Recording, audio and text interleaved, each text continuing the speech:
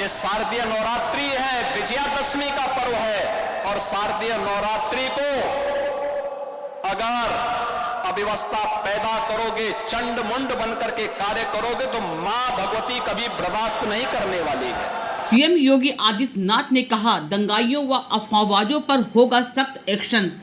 जो लोग I love Mohammad कहकर अव्यवस्था, आगजनी और तोड़फोड़ का सहारा ले रहे हैं, उन्हें मालूम है कि यह शारदीय नवरात्र है। चंड मुंड बनकर कार्य करोगे तो मां भगवती कभी बर्दाश्त करने वाली नहीं है।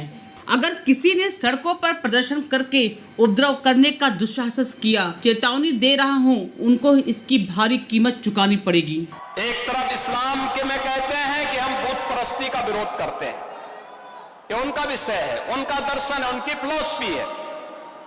हम तो मूर्ति पूजक हैं,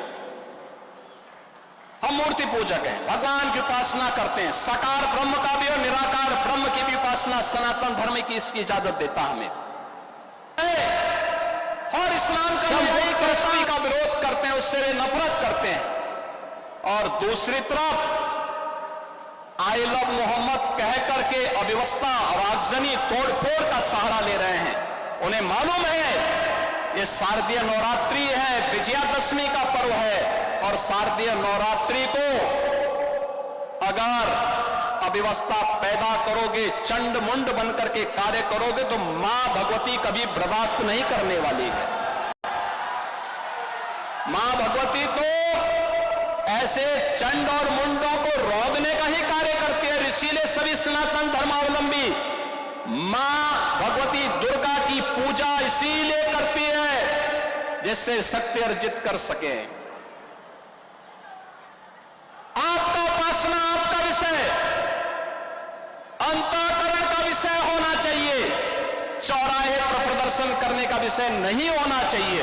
और इसीलिए हम लोगों ने कहा कि धर्मस्थलों पर माइक बंद होने चाहिए, अपने परमिशंस में आप बजाइए, दूसरों का जीना हराम बंद करिए। और ये प्रतिबंध उत्तर प्रदेश में यथावत रहेगा, यथावत रहेगा। बहनों और भाइयों, अराजकता स्वीकार्य नहीं, कतई स्वीकार्य नहीं।